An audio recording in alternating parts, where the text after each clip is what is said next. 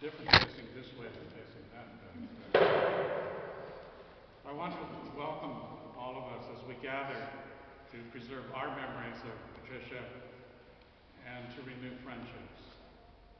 So as I mentioned in my email to all of you, Pat grew up in the hills above Beverly Hills on Oak Pass Road, which was an elfin forest of oak, scrub, sage, and chaparral.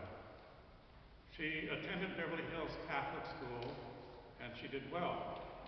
Well, maybe I better check on that, make sure it's true.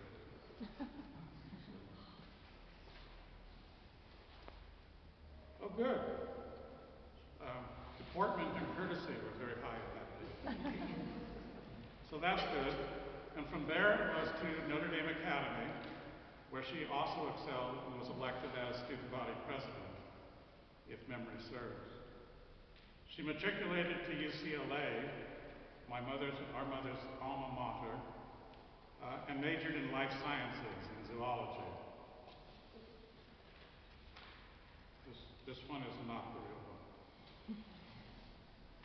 She had found a calling, so she continued on in a master's program in life sciences in genetics, also at UCLA, and she completed her master's program in 1967.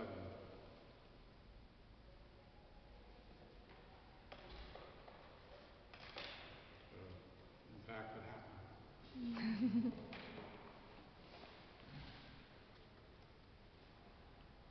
She then began her doctoral program at UC Irvine in developmental biology. At this point I have to stop because at some point in the late 70s, Pat did what is rarely done in academia. She changed her mind. She left UC Irvine and reconnected to her passion with language. She says that she has studied French, German, Spanish, Arabic, Japanese, Italian, Russian, and Chinese. She entered the UCLA graduate program in TESOL, which is teaching English as a second language, where her life and her friendships blossomed. And she applied for and received an appointment to teach at the Guangzhou English Language Center in China, with an emphasis on teaching science students. And I do believe that that's from either the first year or second year when she was in China.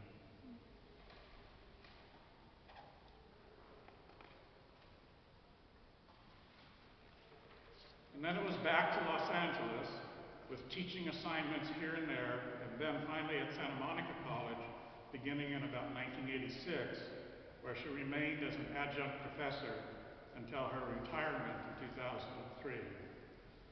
She maintained personal and professional correspondence until her death, helping many of her international students with their theses and business presentations.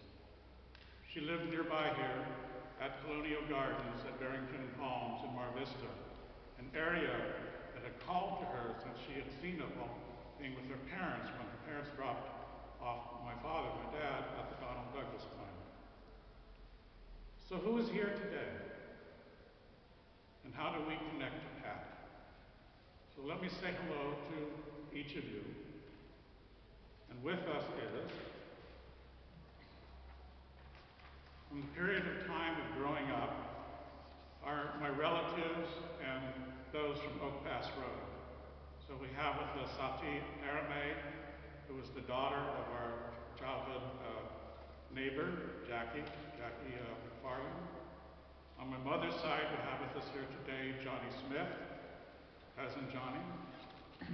On my father's side, we have with us today cousin Ken Purcell and his wife Eleanor, and two children.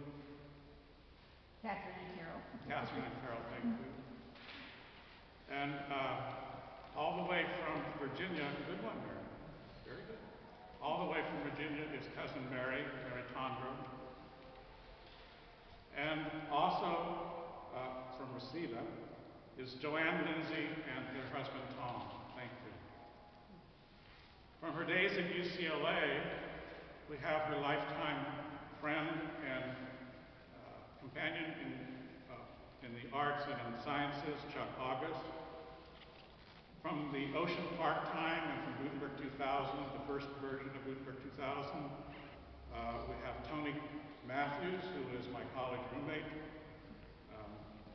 Karen Matthews, also from college and from work. Their daughter, Maggie Matthews. And my dear and beloved Elizabeth Keller. And from the second Gutenberg in Venice, we have Stephanie Rick. And we have from Venice and also from Nice, California, East California. And Carol Ring, who formerly was from Venice and today gets to say she's from Santa Monica. From the UC Irvine and from the UCLA graduate program in Kessel and the Guangzhou English Language Center, we have Norris Kurillis, who studied Kessel with Pat and taught in the China program at about the same time.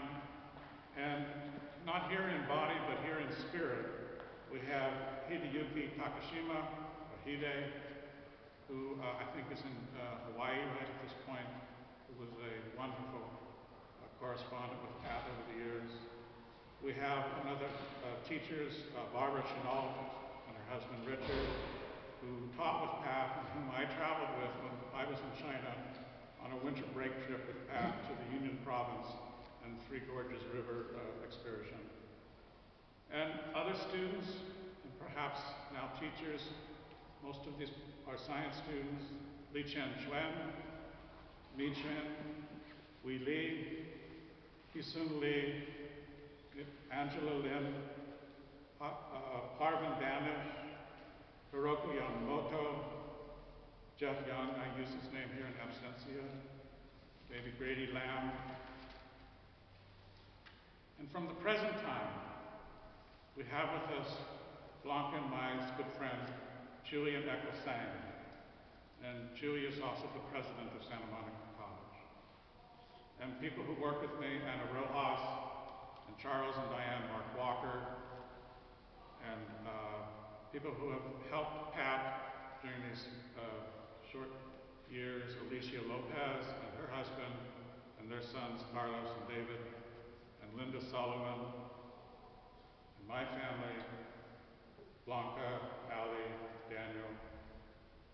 And so I want to especially thank my wife, Blanca, who was the main soldier in assisting Pat in the changing of living spaces she required, at least 4 moves and maybe 5 moves, and who went to extraordinary lengths to find Pat the appropriate skilled nursing and assisted living accommodations she needed during her recovery cycles. And also my daughter Ali, who has been helpful and patient with us as we have fit Pat's needs into the other needs of our family. So, I do have something that I want to say to my sister. How come you got your own bedroom and I had to share mine with my brother? Really?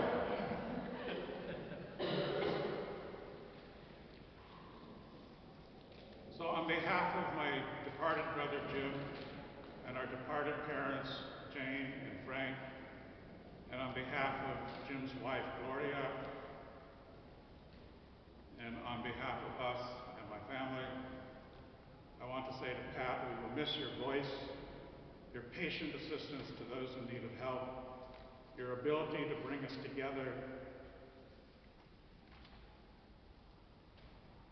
your gracious smile, your warm heart, and your keen mind. So here is to everlasting peace.